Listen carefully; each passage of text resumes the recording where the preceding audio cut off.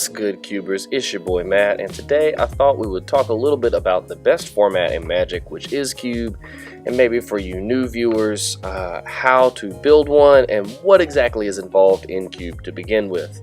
It's just going to be kind of an introductory video. We'll talk a little bit about the basics, some templating, but just a little bit to get your feet wet so you can understand what Cube is and how you can build your own. So let's get started. Sorry guys, had to do that transition. It just felt on flavor. Yeah, Matt found the transition button. Good times. Okay, let's talk Cube. So Cube is a casual draft format. And just like normal draft, you make packs and you pass them around and pick them. A cube normally consists of 360 cards, although they can certainly be bigger.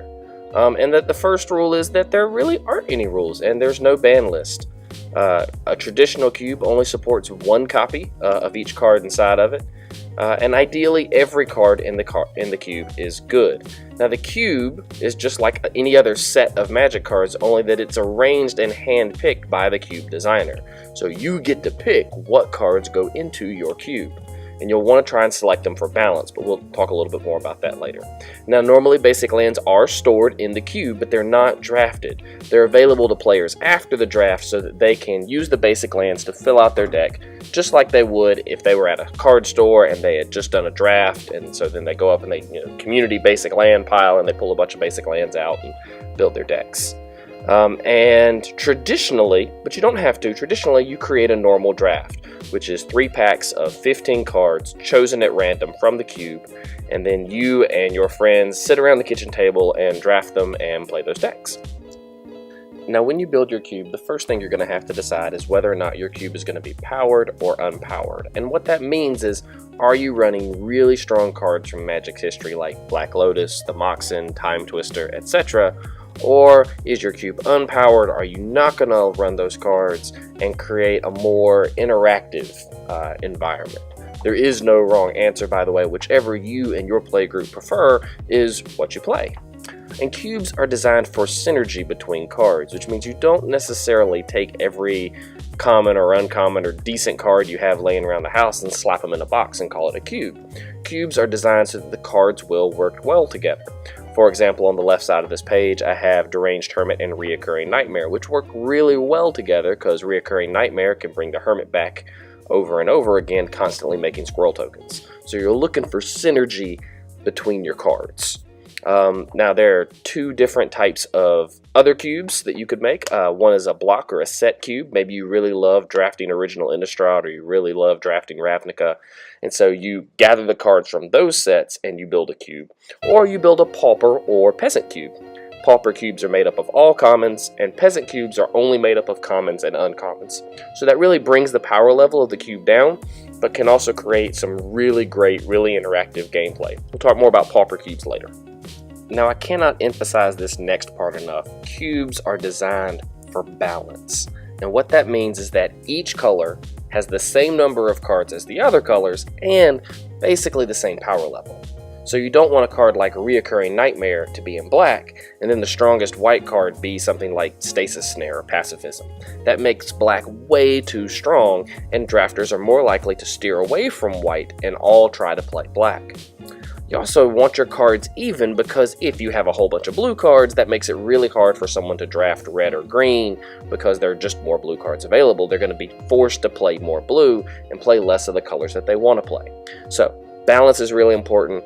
Strength is really important. But now each cube is different, right? Your cube is personalized for your play group, and there are cards that I don't play in my play group because I don't necessarily think they're a lot of fun. But then there are cards that other groups would definitely play because the card is really busted and they like doing super strong, crazy things in their cubes. So cubes are really personal. And the last thing is that cubes are always changing. Unless you have built a block or a set cube and that block is finished, you are always looking for an upgrade over a card or new interesting mechanics in the latest set that comes out. We've recently had Guilds of Ravnica and Ravnica Allegiance come out, and I've pulled a couple of cards from each of those sets and put them into my cube, cutting cards that I didn't think were as good as them.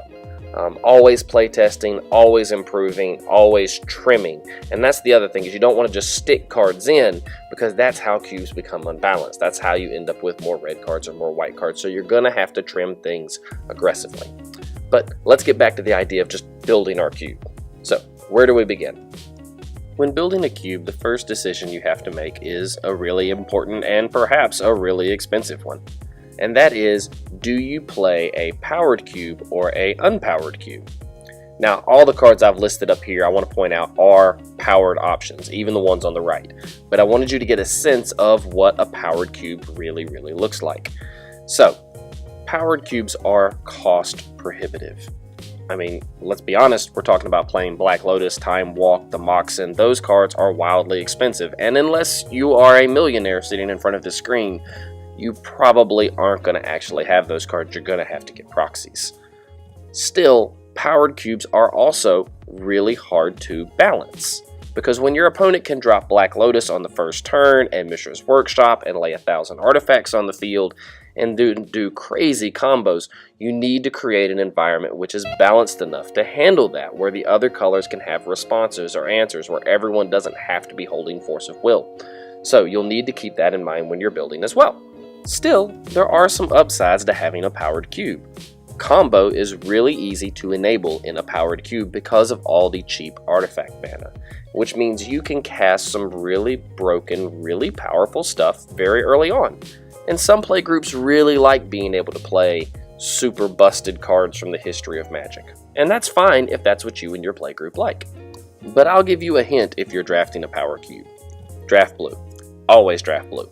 All the best cards in the powered cube are in blue, which again is why it's so hard to balance, but it's also still really rewarding to play. So I'm not saying don't play powered cubes. Powered cubes are awesome, but you have to be really careful when building your own. What about unpowered cubes? Well, these cubes are certainly cheaper, and proxies are far less important in a unpowered cube. But the question is, how much power do you forego? Do you remove Soul Ring? What about Library of Alexandria? So even though your cube is unpowered, you're still going to want to do powerful things, and the hard part is balancing out how much to include and how much to trim. How to look at a card and say, you know, this card is just too good for my cube and I probably shouldn't play it. But another upside of a cheaper unpowered cube is that gameplay tends to be more interactive and less sit around and watch my opponent try to storm off. So there are benefits to both and downsides to both, and you just need to pick the one that you and your play group or that you are more comfortable with. Because at the end of the day, Cube is a casual format, and as Joseph Campbell said, follow your bliss. So if you're looking for a place to begin, I strongly encourage you to start with a cube that's 360 cards. It's much easier to expand your cube over time than it is to trim it down from being really large. So here are two different templates. Template number 1 involves no multicolored cards. So it's 60 white, 60 blue, 60 black, 60 red, 60 green, 30 colorless cards, 30 non-basic lands. And then in your colors, right, so in white, you'll have roughly 30 creatures and roughly 30 spells, enchantments, etc. And then the same thing for blue, black, red, and green. And then your colorless cards will contain your mana rocks, right, your soul ring. Your colorless section is really a great place for you to improvise and include some things that'll help all the decks in your cube. On the right, we have a template for a 360 card cube, but that cube has multicolored cards in it. The guilds, essentially, from Ravnica. So 50 white, 50 blue, 50 black, 50 red, 50 green, 50 multicolored, which is broken down into 5 for each of the 10 guilds. 5 times 10, 50. 30 colorless cards, and again 30 non-basic lands. So here you're going to have roughly 25 creatures and 25 spells for each color, and then you're going to have 5 slots for multicolored cards. Now you don't have to split those perfectly evenly. You can kind of tweak your multicolored cards to suit what you think those color combinations want to do, but that has to do with archetypes, which is a whole nother discussion that we're going to have now. I can hear you on the other side of the screen. You're saying, Matt, what is an archetype? I don't understand. I've got you. In front of you is a list of possible archetypes. Now think about this. Every 3 or 4 months, Wizards releases a new set. That set consists of 250 to 300 cards, so basically it's just a small cube. And inside their set, they have different archetypes. Now, I don't want you to confuse archetypes with keyword abilities. Those are two different things. For example, you play a card that gives you value whenever you discard a card. That's a discard archetype. You discard cards to get value off of this creature or this artifact or whatever. But then you include madness cards in your cube. Madness cards get value whenever they are discarded. So the madness cards, the madness keyword, works well with discard because you discard to turn your effect on, but then you discard a madness card which you can then cast and get value off of. So most of the time, keyword abilities actually feed an archetype, but are not an archetype in and of themselves. I think the only exception to that really is morph. You'll also notice that tribal is on a list of possible archetypes, and you are welcome to play tribal. However, I will caution you about tribal because it is hard to build and balance in cube. Zombie is mildly viable, but most of the others are really, really hard because you just can't stack enough quality elves or quality goblins or quality humans throughout your cube that your drafters can hit them consistently and then get the payoffs for being in that tribe. So be careful with tribal, but again, hit the pause button, look at all these different archetypes, and we're going to talk about how you would stack them into your cube when you begin to design it. So let's move on to design. What the hell is this, Matt? Charts? Charts? Really? We're doing charts now? Okay. This is too much. I quit.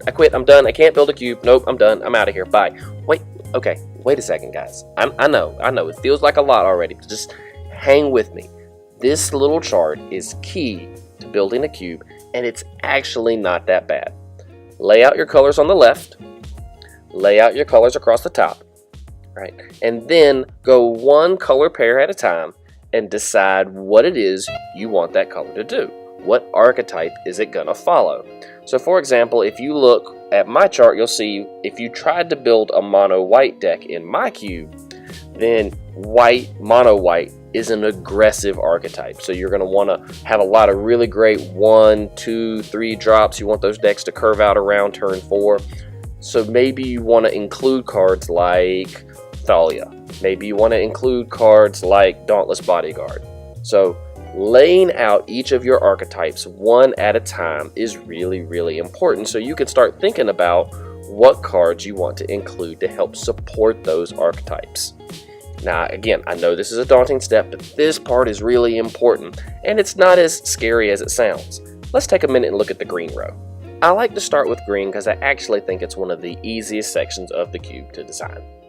What does green traditionally want to do throughout the history of Magic?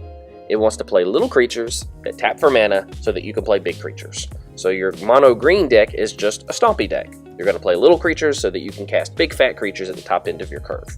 That's simple. Well, what do you want your green and red deck to do with those things? You probably want to play some kind of Gruul stompy deck. So it's not actually that complicated. You'll just include some red fatties for your green deck to ramp into, and then maybe some burn for removal. That feels really fine. What do you want your green and black deck to do? Well, the black deck probably wants to play those big stompy creatures. How does it want to play them? Black doesn't really ramp, so you'll want to include some reanimator cards. Some cards that'll let black stash those fat cards, those big fat monsters in the graveyard, and then pull them out really quickly and dump them on the battlefield. Green blue. Blue wants to take advantage of that ramp and hold up counter magic and tempo cards so that it can play those big fat green creatures. And then you could play either a white-green ramp stompy section, or I like white-green tokens, but again, you could still continue to use that ramp package for white and green. Now that we've built the green section of our cube, we can start using that section to help inform our decisions about the other colors in our cube. So for example, we decided that green and red would work together to play stompy and maybe some burn for removal. Well, if we're going to play burn, we might as well play hardcore aggressive burn in red, and so our mono red deck could just be an aggro sly burn deck with lots of burn and lots of little aggressive 1-drops.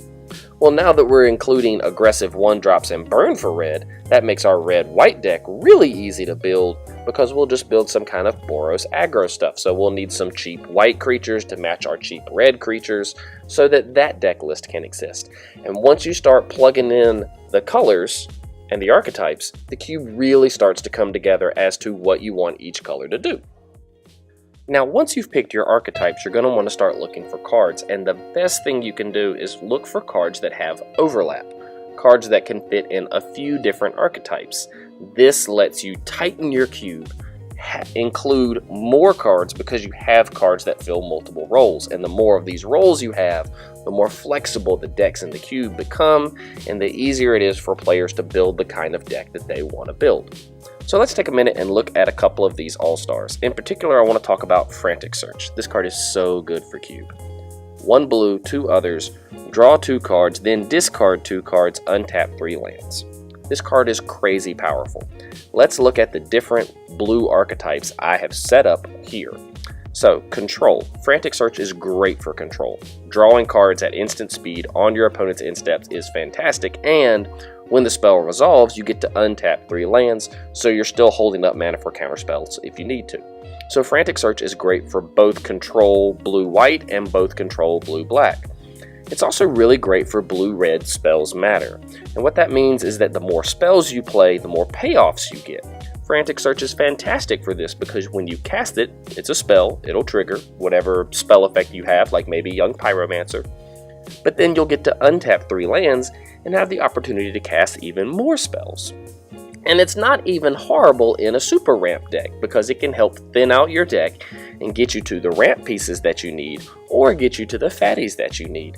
So Frantic Search is a cube all-star in that it works in 4 out of 5 of our archetypes, and it's not bad in Blue Devotion. You can still play it there to draw cards. Let's look at another all-star. If you've watched many of my videos, you know that I have a lot of love for the card Pack Rat. This is why. In our black and green deck, we want to build a Reanimator deck. Pack Rat is perfect for that deck because it allows us to discard our big fat things that we want to reanimate to the graveyard and still get value off of them by making another Pack Rat token, which is great. Not only that, Pack Rat is solid in aggressive decks because it lets them discard those extra lands that they don't want to make more copies of Pack Rat, which then get bigger, which allow the decks to be more aggressive. So it works for both black and black aggressive and black and red aggressive. Now, it doesn't really work in blue control, I'm not going to lie. It's not great in blue control, but it's actually fine in black-white aristocrats. Because every Pack Rat you kill is fine because you can always tap 3, make another copy of Pack Rat, and then kill, sacrifice, do something else with the other Pack Rats. So it still has some value in aristocrat builds. So it works for 4 of our 5 archetypes. Pack Rat is fantastic. Young Pyromancer works with a bunch of reds archetypes, it works with aggro, it works with spells matter because you get to pay off and make tokens. This means Young Pyromancer works with our Boros, our red-white aggressive decks because all of those removal spells like Swords to Plowshares and Lightning Bolt will create tokens for us. It works for red and blue spells matters decks because the more spells we cast, the more tokens we make. It works for black-red aggro the same way, it works for red Sly the same way. The only archetype it doesn't really fit into is Ramp Stompy, but 4 out of 5 is really solid. If you're playing a multicolored cube and you have guild cards inside your cube, you probably want to use your guild cards as guideposts for your drafters. What does that mean? It just means that the card kind of hints to the drafter, hey, if you're playing both of these colors, this is probably what you want to do. So let's look at a couple of these. Figure of Destiny is a great card that says to a Boros player, hey, I'm an aggressive 1-drop, play me. I'm going to turn into a bigger creature. You're going to win through attacking and combat damage. He sends the message, hey, play aggressively. Marin of Clan Nel Toth gives you experience counters so that you can recur creatures out of your graveyard. Again, she sends a clear message to the Golgari player. Hey, we're going to be doing graveyard shenanigans. Draft some stuff you want to recur. Draft some stuff you want to reuse. I'm going to make your recursion game plan a lot easier. So think about that as you choose your guild cards, that these are signal cards to your drafters on what you think those color pairs should be doing. But let's talk about another really important aspect of Cube, and that is, how do I color fix? So color fixing lets drafters play the colors that they want to play inside the draft, so it's really important. and these non-basic lands are all inside the cube, so the players are drafting them as they're building their decks. Now on the left, I've included the best color fixing lands available. The original dual lands, the Ravnica shock lands, the fetch lands, and the man lands. So this is where I say something really controversial.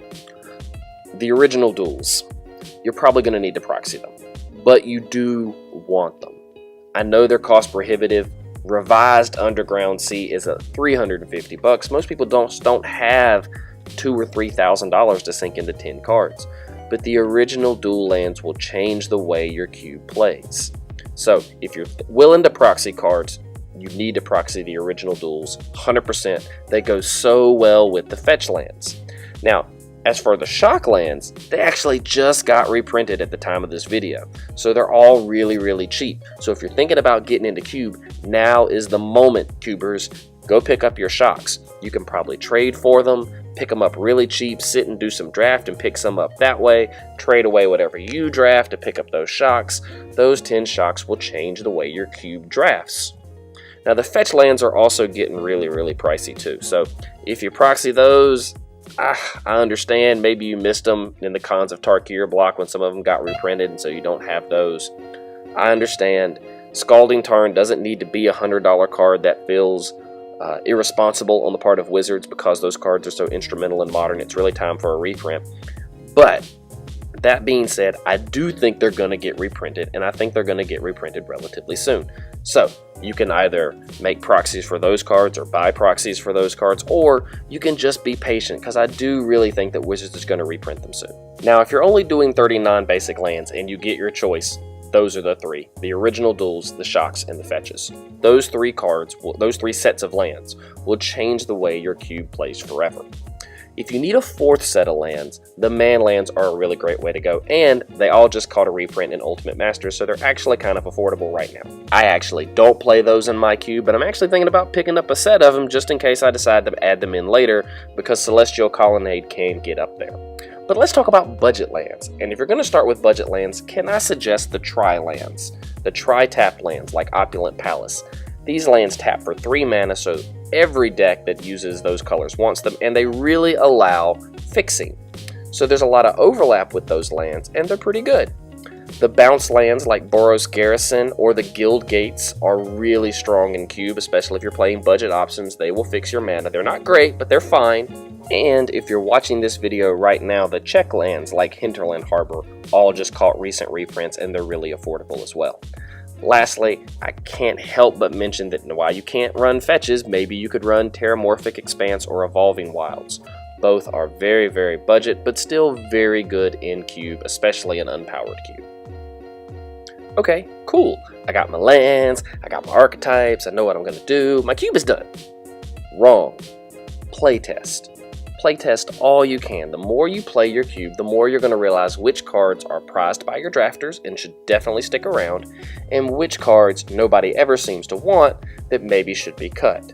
Pay attention. What cards are always drafted last? What cards never seem to be played even though you really thought they were good? Or they get drafted but never seem to make anyone's deck. Are all your drafters trying to play the same color? If so, maybe that color's overpowered. Is one color always seem to be open? Maybe that color's not powerful enough. Is there an archetype you included in your cube that nobody seems to be playing?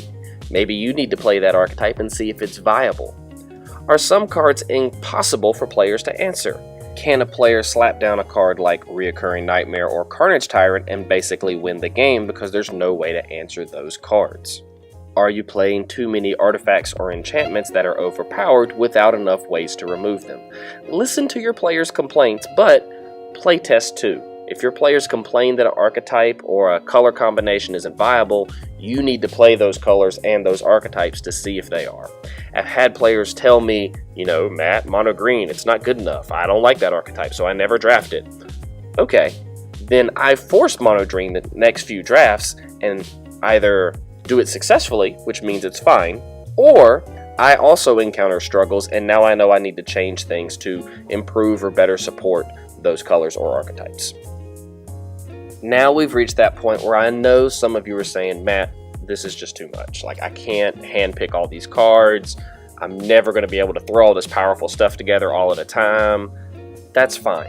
The right time to start with cube is with the block that you're in. So right now, Ravnica block is really popular. It's a great time to build a cube.